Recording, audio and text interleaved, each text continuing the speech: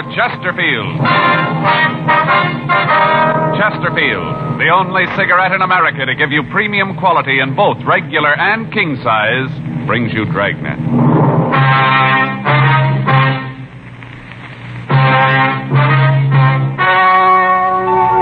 Ladies and gentlemen, the story you are about to hear is true. The names have been changed to protect the innocent.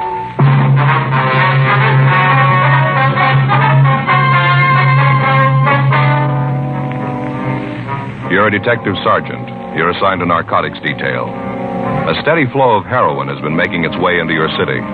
Most of it has fallen into the hands of teenagers. You don't know the source or the head man of the operation. Your job, stop it. The modern way to sell cigarettes is the Chesterfield way. Premium quality in both regular and king size. And we're the only one that gives it to you. Premium quality in a cigarette means the world's best tobaccos, the best ingredients, the best cigarette paper.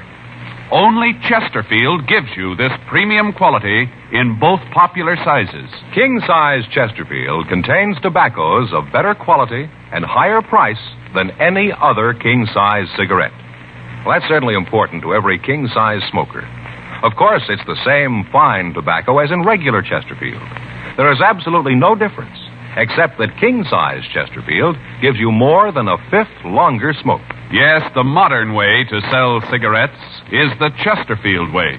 Premium quality, both regular and king size. Chesterfield is much milder. Chesterfield is best for you.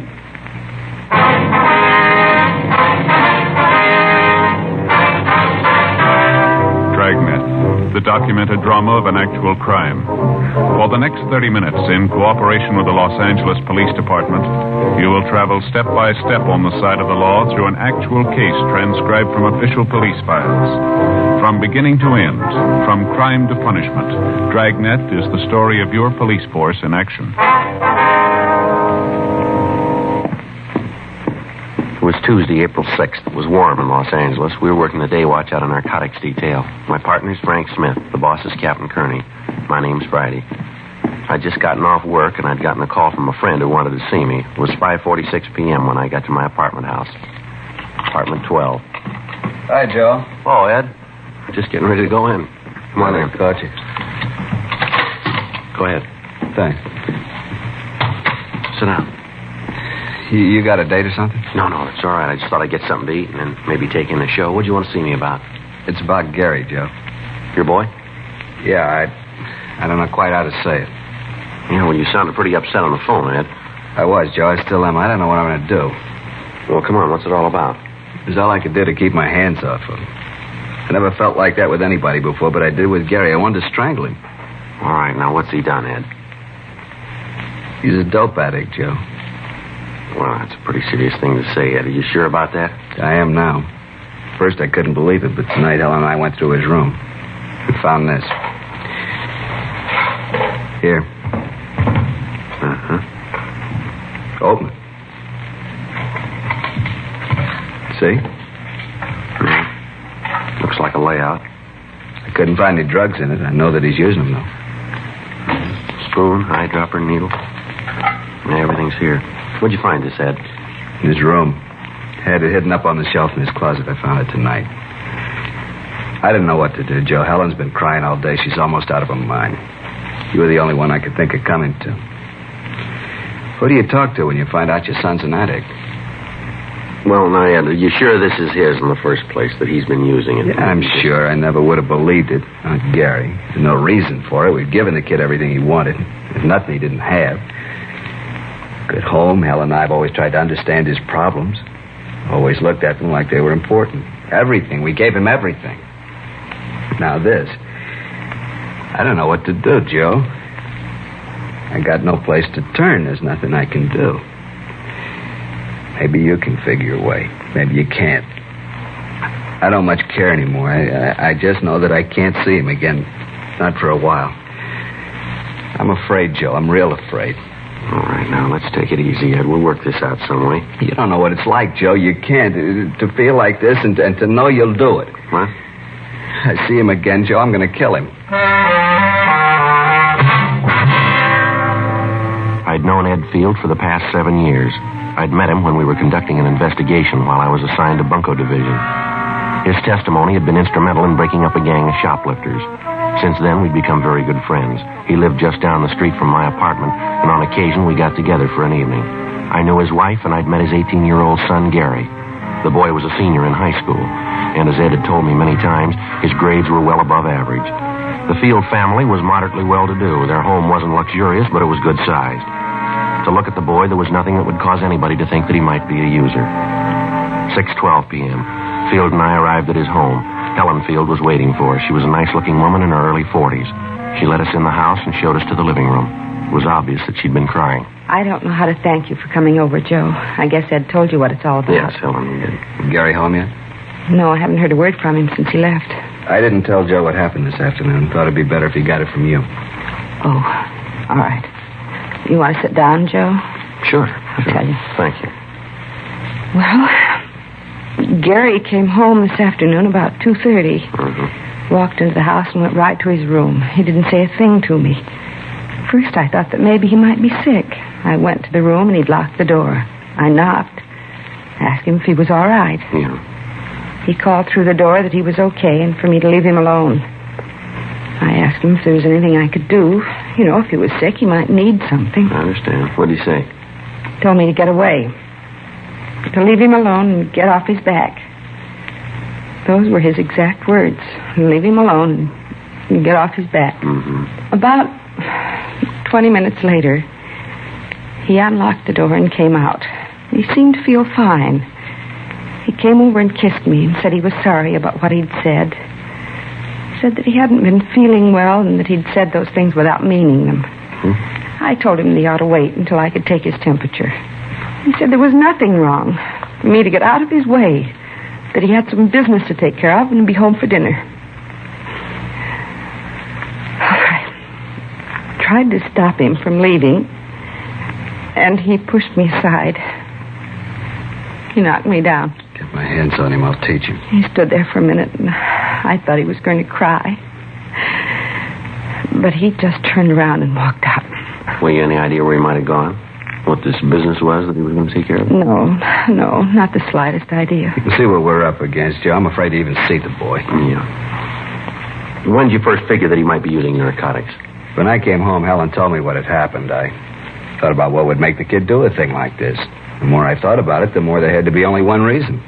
That's when Helen and I went through his room and found that kit. Mm-hmm. Has the boy been ill at all lately? Under a doctor's care? Something that you might not know about? No. I'm sure that if he was, we'd know about it. I want to see you, Gary. Yeah, I'll be right with you. I want to see you right now. You'll have to wait. Maybe there's something wrong with your ears, son. I'm not going to take that from you. Please, Ed, don't do something you're going to regret. Now listen, Helen, that boy's 18 years old. For all that time, we've done everything we could for him. We've given him a lot more than most boys his age have. I'm not going to stand by and see it all blow up just because he's a kid. That's no excuse. I want an answer for all this. What he's been doing, what happened this afternoon. I want those answers, and I want them now. Remember, he's only a boy. And I'm getting sick of that, too. Where is it? Now, listen, boy, I know what's been going on. I want to talk to you about it. I don't want you to lecture me. All I want to know is where's the kit. Take it easy, son. What are you doing here? I asked him to come over. You didn't turn me in, huh? Your dad asked me to come over to see if I could help here. I don't need nothing from you, cop. I want the layout. Where is it? You aren't going to use that anymore. I want the layout. I gotta have it. Where is it? Please, Gary, don't get your father any more mad than he is. I don't care how sore he is or how sore he gets. I want the layout. I want it now. I can't think of any more simple way to say it. If I have to take it away from you, then I'll do it your way. You lousy bum. I'll teach you to talk to me. All right, take it easy, Ed. This isn't going to get you anywhere. Now, come on, settle down, both of you. Get out of here. Get him out of here. Joe, I swear I'll break him in two. Please, Ed, Joe, do something. Let him go. It's about time he found out I'm old enough to call things my way. Go on, let him go. I'm not afraid of him. I'm not afraid of you either, cop. I'm not worried about anybody. All I want is that kit. I gotta have it. I got it. I'll give it to me and we can talk then. I gotta have a fix. I got it. Joe, do something, please. All right, come on, sit down. Sit down, boy. This has gone far enough here. Now, let's get a few things straight. You're not going to have any more of that. We'll see that a doctor looks at you. He'll do what he can, but you've had it. No more narcotics for you, now face it. You want me to tell you where you stand? You're a user. Any way you slice it, this had to happen. I don't want anything from you. Why don't you just leave me alone? I can't do that. Let me see your arm. Come on, roll up your sleeve. Do what he says, Gary. Yeah. Both arms, huh? I'd take a joy pop once in a Now, while. don't con me, Gary. You got it bad, and it's going to get worse. You didn't get that arm from chipping with the stuff. The kit we found. You don't need to lay out that big to joy pop. You've been mainlining it for quite a while. I know it, and so do you. You holding now? Come on, boy, answer me. You holding now? Yeah? Well, let's have it. I'm not going to give it to you. You got no choice, son. Either you give it to me or I'll take it. All right, here it is. How big a habit you got? Not big. How big? Couple of bucks. Now, come on, boy. Let's have a straight answer. 25 a day. $25 a day. That's a lot of narcotics, isn't it? That's what it takes. Where's it come from? Come on, who's your connection? You maybe got me, but I'm not going to be a fink. You got to let me go at that. I can't do that. Now, where'd you get this stuff? How about that doctor? You going to do something about We'll that? talk to him. Talking to him ain't going to do any good. I got to have a fix. I'm going to fall apart. Come on now, be a pal. Let me have a fix. I'll tell you all about it then. You got the kit. You got the stuff. Come on, be a sport. No huh? go. You can't do it. Come on, let's go downtown. You're going to take him to jail, Joe? I'll take him down to Georgia Street Receiving Hospital. The doctor can look at him there. We're going to have to hold him for a while in this field. Why'd you do it, Gary? Why? Can't you tell me? Is it something your father and I have done? There's got to be a reason. What is it? Oh, please, Gary, tell me. Come on, let's get out of here. Can we see him after he gets there, Joe? Yeah, I'll call you, Ed. Don't you want to say goodbye to your mother, son? Why? It wouldn't prove anything. Yeah, I guess that's the way you'd look at it. I broke the law. Now they're going to make a convict out of me. I didn't call him. You did. How are you going to explain that to her? You turn your own son in. How are you going to tell her about it? I hope you're real happy now. I'm not proud of it, son. There's one thing I'd like to ask. Yeah. What have you done to her? 8:30 p.m. I called Frank Smith and filled him in on what had happened. He said that he'd meet me at Georgia Street Receiving Hospital. I took young Gary Field down with me and had a doctor check him over. After that, the boy was taken to the narcotics division, and Frank and I talked to him. I don't know how to tell you any better. Isn't any other way to say it. I'm not going to give you any names. That's not going to help you any, son. So it won't help me. Won't get any of my friends in trouble. Well, you got great friends, haven't you? Now, where'd you get the money to take care of your habit? I earned it. Where? I work. Where'd you work? Look, it's getting late. That stuff the doctor gave me didn't do any good. I still need a fix now. I'm getting sick. Do what you got to do. Let's get this over with. Now, look, this is going to be the same in the morning, son. We're going to keep asking questions till you come up with the right answers. Look, cop, I don't want any favors from you. Now, leave me alone. We're only trying to help you, boy. Oh, get off my side. Now, I need nothing from you. You saw your duty and you did it. That makes you a big man, huh? I know you'll both make lieutenant. Now, beat it, All right, huh? that's enough of that. Now, there's a couple of things we'd like to set you straight on. Maybe help you to figure where you stand in this. Oh, here it comes. What do? Give you a license to preach when they hand you the badge? That's enough of that, youngster. Come on, get off my back, cop. If my old man hadn't turned fink, you'd never have got me. Where you going? I'm getting out of Now, here. sit down. Sit down. All right, young fella, you want to be a big man? That's the way it's going to be. I'm going to tell you that you get no special treatment here because I know your parents. You'll be treated just like any other user. You're getting a little of the edge because you're a youngster. There's not a pound of honesty or integrity in your distorted mind. The simple way would be to drop you in a cell and let you sweat out the cure, let you fall apart if you had to. Let me tell you this. We're going to get the connection that's been supplying you, and then we're going to get the man behind him. I don't much care about them, but I do care about the kids around you. You've got a big habit. It takes a lot of money to keep up a habit like that. I've seen kids like you before, and there's only so many ways to get that money. You steal it or you start pushing narcotics yourself. I don't think you're stealing, so you got to be pushing it. That means that you probably got other kids hooked on it. Other youngsters that have got trouble because of you. Mules that are dragging your wagon for you. Your folks will maybe forgive you for what you've done to them, but they'll never be able to buy what you did to the other kids. You had a chance to help yourself and help the rest of them. You had a chance to do something good for somebody else, and you wouldn't take it. Well, you're playing it smart, big boy. Keep playing it that way when you end up in a jail cell, will you? You through, cop? Yeah, I'm through. Fine, let me get some sleep, huh? Let's go, Frank.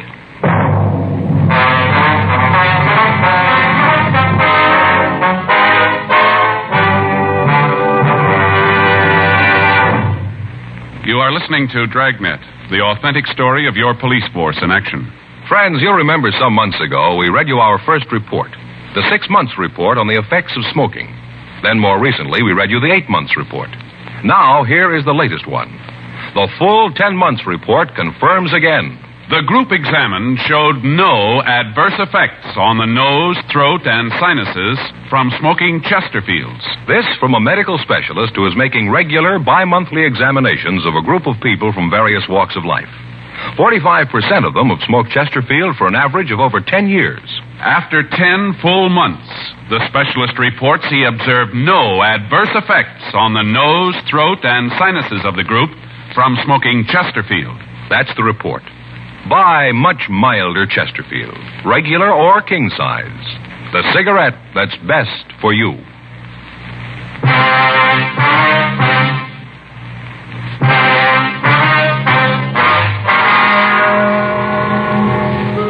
Gary Field was taken to the main jail and booked. Frank and I went back to the office to fill out the arrest reports. The next day, Wednesday, April 7th, we began to talk to Gary's friends and teachers. From all of them, we got the same story. Until 6 months before, the boy had been a model student. He was always at the top scholastically in each of his classes. He was a member of several honorary student organizations and had twice been nominated for president of his class. Then, apparently without reason, the boy's personality had changed. He stopped taking an interest in his schoolwork. Several of his teachers told us that he wouldn't have gotten passing grades at the end of the semester. He dropped out of the service organizations at school. From some of his teachers, we got the names of his close friends. Talks with them netted us little. They told us that Gary had dropped out of the crowd of youngsters that he'd been running with and had taken up with new friends. They told us that they didn't see much of him after school, that he'd gotten into fights with other students on several occasions, and that after a period of time, they'd stopped asking him to their functions. None of them were able to give us the names of his new friends. We checked with the neighborhood merchants. Most of them knew Gary. They said that he'd worked for them after school, but they hadn't seen him for several months. We asked them if they could help us locate his friends. They told us that they had seen him in the company of one particular man on several occasions, but they couldn't identify him for us. We got a description of the man, but it meant nothing to us or to the other members of the narcotics division. Photographs of known narcotic suspects were shown to the parents of Gary Field and to the storekeepers around the school. They couldn't identify any of them. 2 days passed.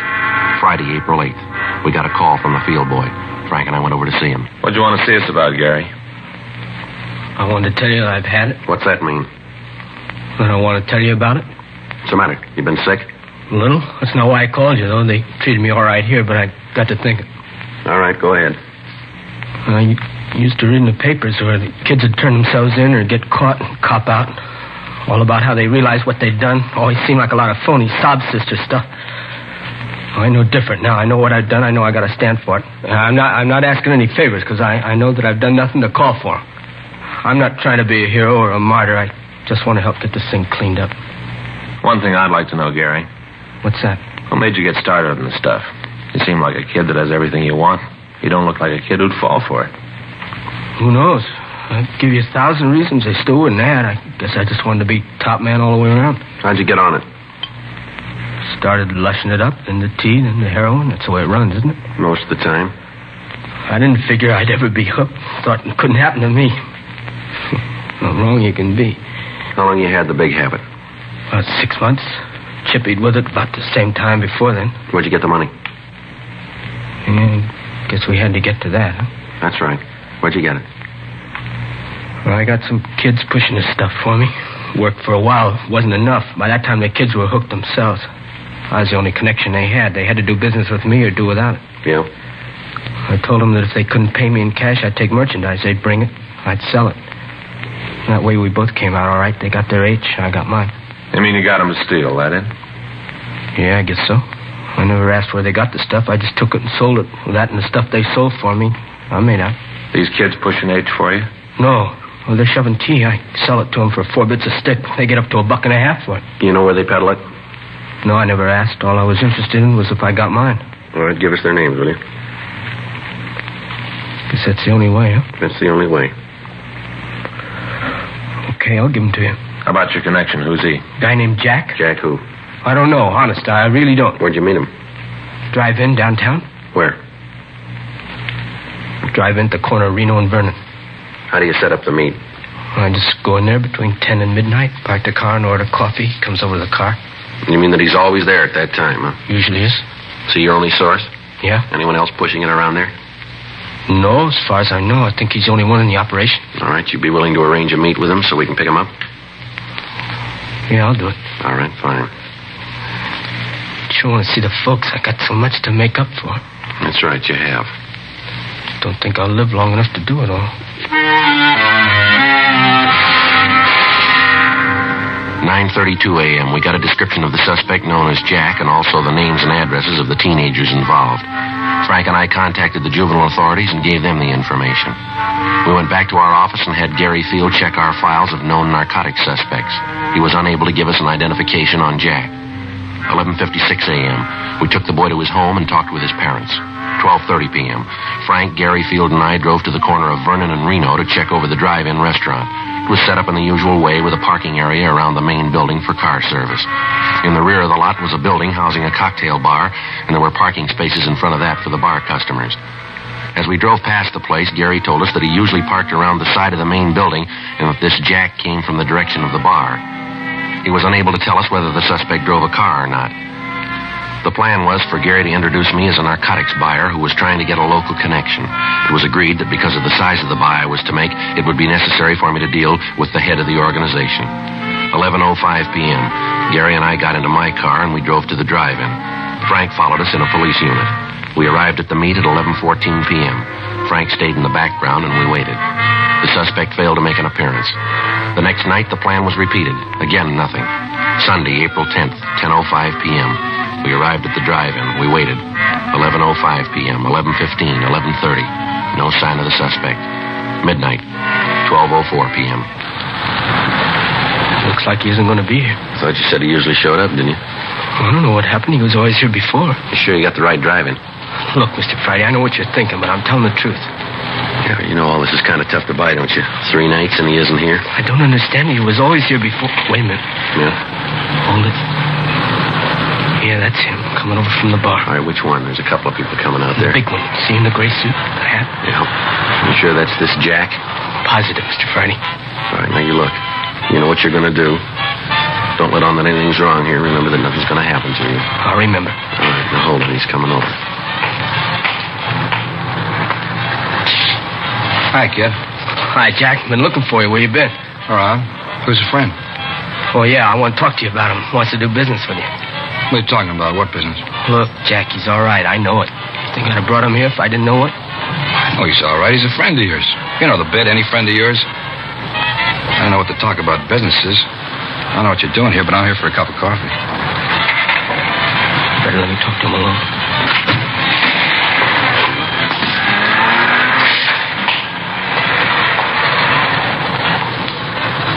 What are you trying to prove bringing the guy here? Who is he? Friend of mine?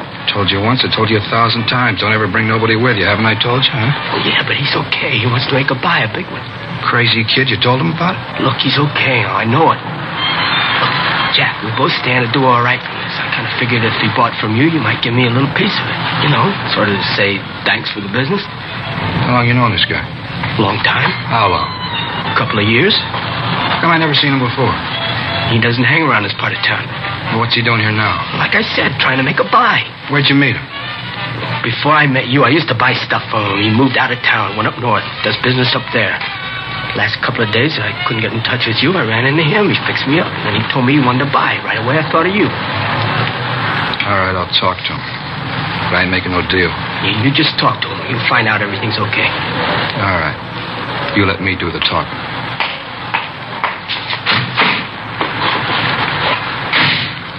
Joe, this is Jack, the fellow I was telling you about. Hi. Hi. Kidder tells me you're down on business, is that right? Yeah, I'm looking around.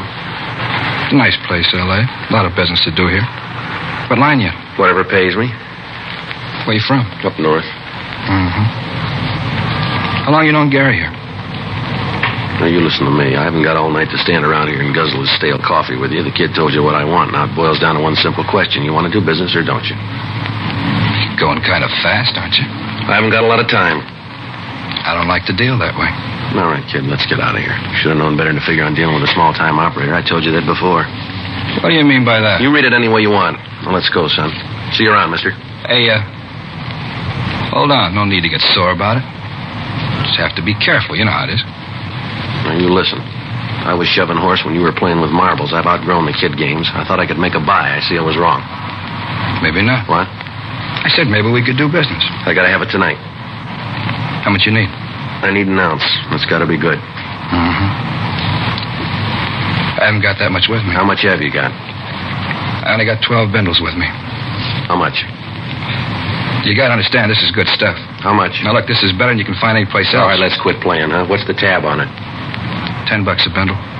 All right, I'll take the 12. How soon can you have the rest of it? When do you want it? I told you I was in a hurry. Don't you hear good?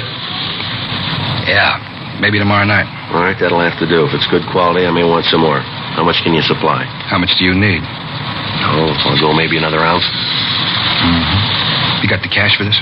I don't do business any other way. Wait here, I'll be back.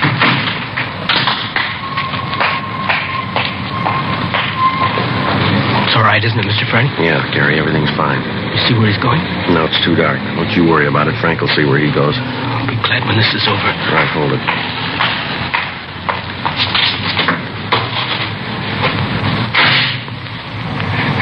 Okay, mister, let's see the money. I got it right here. Let's see the horse. You got it? All right, looks all right. Here. You don't mind if I count this? No, go right ahead. It's all there. $120, isn't that what you said? Just to make sure. Yeah. 50, 70, 90, 110, 120. Yeah, right, it's all here. Mm-hmm. Well, I'll see you tomorrow night, huh? Yeah, sure. I want to tell you, it's nice to do business with you. It's been a real pleasure, Well, it works both ways, mister. Mm-hmm. Well, I hope to see a lot more of you. You will. You're under arrest.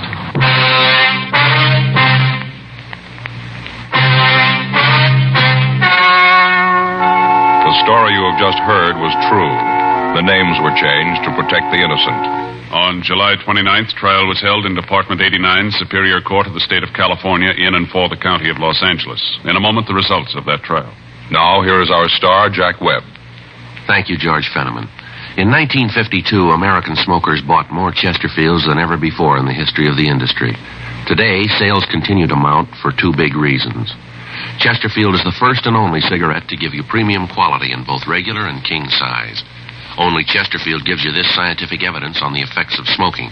As we told you earlier, after 10 months, the group examined showed no adverse effects on the nose, throat, and sinuses from smoking Chesterfields.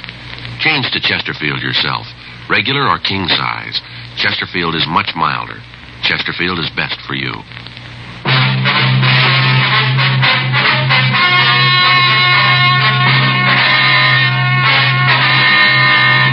Gary Richard Field, because of his cooperation, was placed in a hospital for rehabilitation and at the conclusion of his treatment was placed on 3 years probation.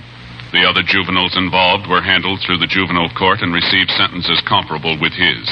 Jack Alexander Williams was tried and found guilty of violation of the State Narcotic Act, a felony, and was sentenced to the state penitentiary for the term as prescribed by law. Violation of the State Narcotic Act, a felony, is punishable by imprisonment for a period of not more than 6 years in a state prison.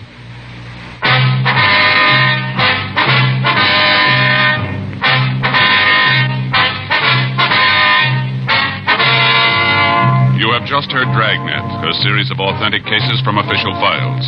Technical advice comes from the Office of Chief of Police W.H. Parker, Los Angeles Police Department. Technical advisors Captain Jack Donahoe, Sergeant Marty Wynn, Sergeant Vance Brasher. Heard tonight were Ben Alexander, Harry Bartell, Virginia Gregg, Eddie Firestone. Script by John Robinson. Music by Walter Schumann. Hal Gibney speaking. For a million laughs, tune in Chesterfield's Martin and Lewis show Tuesday night on this same NBC station. And sound off for Chesterfield, either regular or king size. You'll find premium quality Chesterfields much milder. Chesterfield is best for you. Chesterfield has brought you Dragnet, transcribed from Los Angeles.